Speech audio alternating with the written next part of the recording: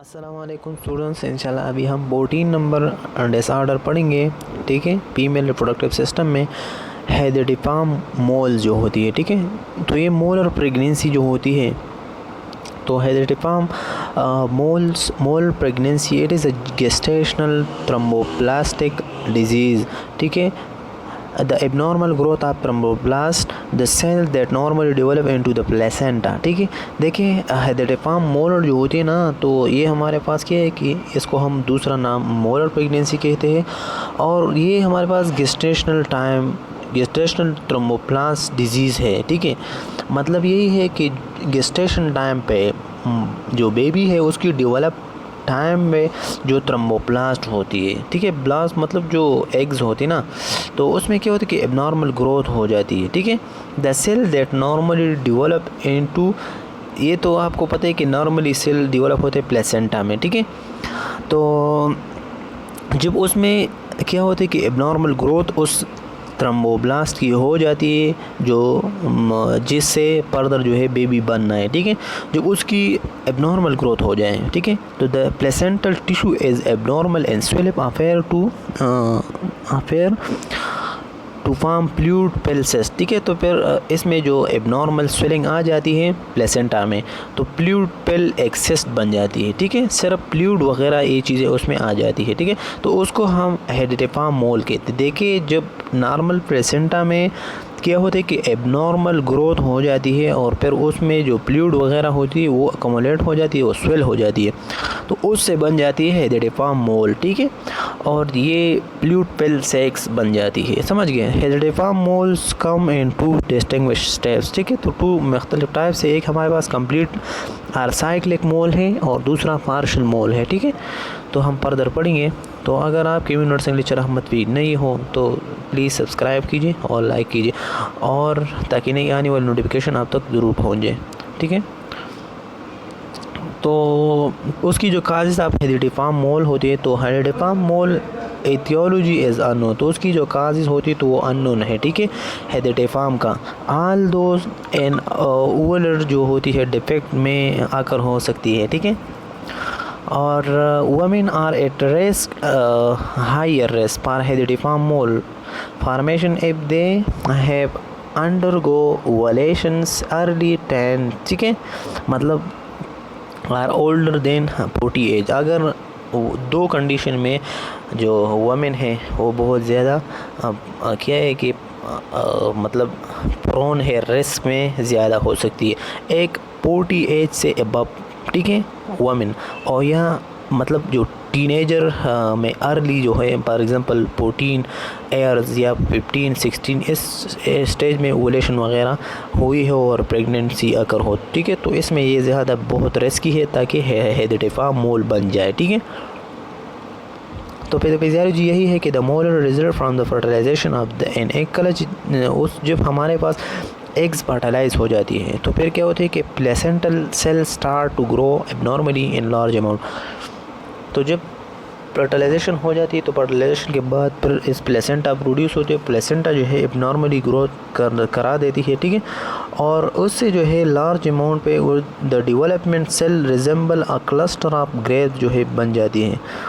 The fluid pale vesicle grow rapidly causing the uterus to be larger than expected for the duration of the pregnancy। ठीक है, फिर क्या है कि जो फ्लूइड फेल वेसिकल होते, ठीक है, तो वो ग्रोमेंट करा लेते हैं। जब वो ग्रोमेंट कर लेते हैं ना, तो उससे बन जाती है ड्यूरिंग द प्रेगनेंसी एक्सेस सा फ्लूइड फेल वेसिकल बन जाती है। ठीक है, तो उसको हम हेडेटिफार्म मोल कहेंगे। ये इसका फिजियोलॉजी था। ठीक है, फिर क्या है कि जो मैनिफेस्टेशन है, तो हेडेटिफार्म मोल का है मैनिफेस्टेशन साइन सिम्टम यही है कि hydatidiform mole in early stage can not be distinguished from those of normal pregnancy. ठीक है, तो हेडेटिफार्म मोल जब हम अर्ली स्टेज में ये हम मालूम नहीं करते। ठीक है, ये और क्या है कि ये नॉर्मल प्रेगनेंसी सा जैसा होती है। ठीक है, लेकिन वेजाइनल ब्लीडिंग अगर होती है, आलमोस्ट 95% केसेस में जो है वेजाइनल ब्लीडिंग होती है। ठीक है, उससे हम उसकी जो है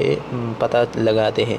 फिर वेजाइनल डिस्चार्ज में भी डार्क, ठीक है, ब्राउन और ब्राइट रेड। ठीक है, फिर क्या है कि यूट्रस लार्जर देन एक्सपेक्टेड। ठीक है, और उसकी जो यूट्रस होता है ना, फिर वो क्या होती है कि लार्जर हो सकती है, ठीक है, देन एक्सपेक्टेड।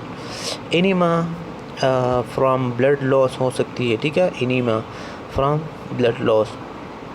तो आपने फिर ये एनीमिया की जो कंडीशन है, ब्लड आरबीसीज की कमी है, ये भी चेक करना है, ठीक है। तो इससे भी पता चलता है कि अगर कमी है तो फिर इसका मसला है डिपाम मोल हुआ है, ठीक है। एक्सेसिव नोजिया इनोमटिंग ये भी हो सकती है, ठीक है, तो उसको भी चेक करना है। फिर abdominal cramps causes by the uterine distension, ठीक है, there is no fetal movement, मतलब जो पेटल की मूवमेंट नहीं हो रहा हो, तो फिर आपने जो फंक्शनल हेल्थ मतलब फंक्शनल हेल्थ क्या है कि पैटर्न वगैरह ये चेक करना है, ठीक है। और क्या कि पाल्पेबल पेटल पार्ट्स भी चेक करना है, ठीक है। तो ये मूवमेंट चेक करना है, अगर मूवमेंट हो रही है तो ठीक है, अगर नहीं हो रही है तो फिर वो मसला डिपाम मोल का होता है, ठीक है। तो फिर ये जो है अल्ट्रासाउंड वगैरह पे डॉक्टर्स चेक करवाते हैं, ठीक है। तो डायग्नोस्टिक टेस्टिंग के लिए जो है डिपाम मोल हुई तो diagnosis can be made by the ultrasound scan, ठीक है। क्योंकि amniography mean radiographic visualisation of the outline of the uterine cavity placenta. फिर उसको एक रेडियो एक्टिव सब्सटेंसेस उसको ले देते हैं, ठीक है, यूट्राइन कैविटी में। और फिर जो Peters effect injection of the radio opaque substances into the amnion, जो एमनियन एलेंटान और पेलेंटान ये 3 लेयर होती है इस बेबी से, मतलब प्लेसेंटा को। तो हम डायरेक्टली है कहते हैं कि ये प्लेसेंटा है, लेकिन ये 3 लेयर पे कंसिस्ट होते हैं, इन एलेंटान, एमनियन एंड पेलेंटान, ठीक है। तो 3 लेयर हैं। तो जब हम ये रेडियो एक्टिव एलिमेंट देते हैं तो ये डायरेक्टली प्लेसेंटा के साथ ओब्लिक्स होते हैं, ठीक है। फिर उसको जो हम इमेजिंग वगैरह बेस करवाते हैं तो हमें पता चलता है, ठीक है, कि इसकी जो पीटर्स हैं तो ये कैसे मतलब है या नहीं है, या सिर्फ फ्लूइड वगैरह है, ठीक है, या उसकी एबनॉर्मल ग्रोथ हो रही हुए है, ठीक है। तो ये सब हम चेक करवाएंगे। फिर उसकी measurement of the pregnancy level in the blood, ठीक है। जो प्रेगनेंसी लेवल ऑफ मेजरमेंट हम किसी तरीके से करते हैं, हम उसकी जो है chronic human chronic gonadotropin hormone जो होती है उसका चेकअप करवाते हैं फीमेल का, ठीक है। अगर उसकी लेवल ज़्यादा हुई, ठीक है, तो हमें पता चलता है कि अच्छी तरीके से जो है बेबी हुआ है, प्रेगनेंसी अच्छी चलती है। लेकिन उसमें कोई भी कमी है या कोई मसला है ना उसकी वैल्यू में, तो फिर हमें पता चलता है कि प्रेगनेंसी का मसला है, ठीक है। अंदरूनी मेडिकल मैनेजमेंट डिपाम मोल का यही करेंगे कि the molar pregnancy is traditionally manage with C suction curettage, ठीक है। तो आपने यही करना है कि जो मोलर प्रेगनेंसी है तो ट्रेडिशनली उसको मैनेज करना है, ठीक है, सक्शन करोट वगैरह चेक करना है। फिर monitor patient repeated on a monthly basis पे उसकी जो फॉलो अप केयर करवाना है, ठीक है। फिर आपने क्या करना है कि after surgery removal of the hydatidiform return to positive finding may be signal the presence of carcinoma, ठीक है। तो ये भी जो है जब आप सर्जरी मतलब रिमूवल करा देते हैं हेड डिपाम मोल का, तो फिर आपने ये टेस्टिंग लाजमी करवाना है कि पॉइंट करना है कि कोई भी कार्सिनोमा वगैरह तो नहीं हुई है, मतलब उसकी जो एपिथेलियल लाइनिंग थी इंटरनली यूट्रस का उसमें तो कोई भी कैंसर वगैरह की अलामत तो नहीं है, ठीक है। ये चेक करना है मेडिकल मैनेजमेंट में। फिर ये कि women is have experienced a molar pregnancy must be avoided becoming pregnant for a year, ठीक है। अगर एक बेबी जो है मोलर प्रेगनेंसी में उसकी एक्सपीरियंस हुई एक साल, ठीक है, तो उसको अवॉइड करना है कि 1 ईयर तक कोई भी प्रेगनेंसी वगैरह ना किया जाए, ठीक है, अगर ना किया जाए। फिर even with removal of the products of conception, मतलब जो कंसेप्शन हुआ था, जो प्रेगनेंसी आकर हुआ था उसकी अंदरूनी यूट्रस में, उसको जो है रिमूव कराना है, ठीक है। सेल में remain behind and develop into the malignancy, ठीक है। तो जो भी टिशू है वो सब के सब टिशू आपने रिमूवल कराना है। अगर वो कोई भी टिशू रह गया तो फिर आपकी मैलिग्नेंसी हो मतलब कैंसर वगैरह की जो है चांसेस बन जाती है, ठीक है। तो ये देखें, ये हमारे पास उसकी जो एक एलिमिनेशन सा उसने बनाया है कि तो देखें इसमें इसने जो है एमनियो सिंथेसिस जो है वो किया है, मतलब किसी तरीके से हम उसको मतलब अल्ट्रासाउंड के जो मैप्स होती है, सबसे पहले हम जो एमनियाटिक फ्लूइड है ये हम इसमें तो फ्लूइड ज़्यादा होते हैं ना, तो इस ज़्यादा फ्लूइड की वजह से उससे हम ये फ्लूइड निकालते हैं, ठीक है।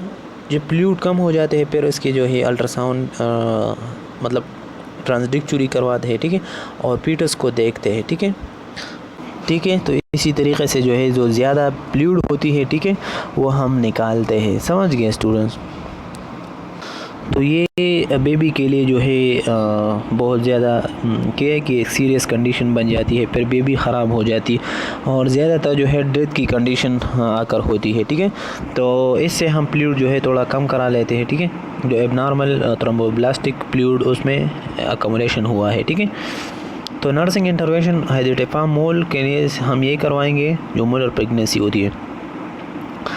The woman and her family need information about the disease process, the necessity for a long course of follow-up care। इन्हीं देखें हमारे पास कि the possible consequences of the disease, ठीक है। तो हमारे पास ये सब के जो है फॉलो अप केयर करवाना है या लॉन्ग टर्म की जो केयर आपने उसको रिकमेंडेड किया हुआ है तो उसको आपने गाइड करना है फैमिली को, ठीक है, कि इंफॉर्मेशन वगैरह आपने लेना है और आपने एक डिजीज़ प्रोसेस को चलाना है। समझ गए स्टूडेंट?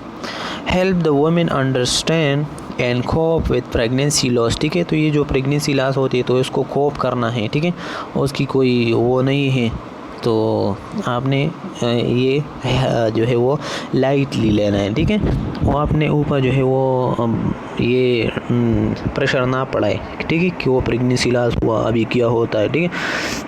तो ये कोप करना है, ठीक है, मतलब स्ट्रेस को मैनेज करना है। To encourage the women in her family to express their feeling, provide counselling resources if needed, ठीक है। तो फिर आपने क्या करें कि इनकरेज करना है वुमेन को, ठीक है, कि क्या हो जाए अगर उसकी फीलिंग हो रही थी, ठीक है, तो उसको काउंसल कराना है, ठीक है, कि ये हो सकती है, उसकी जो रिसोर्सेज वगैरह उसको रिक्वायर्ड होती तो उसको भी पूरा करना है, ठीक है।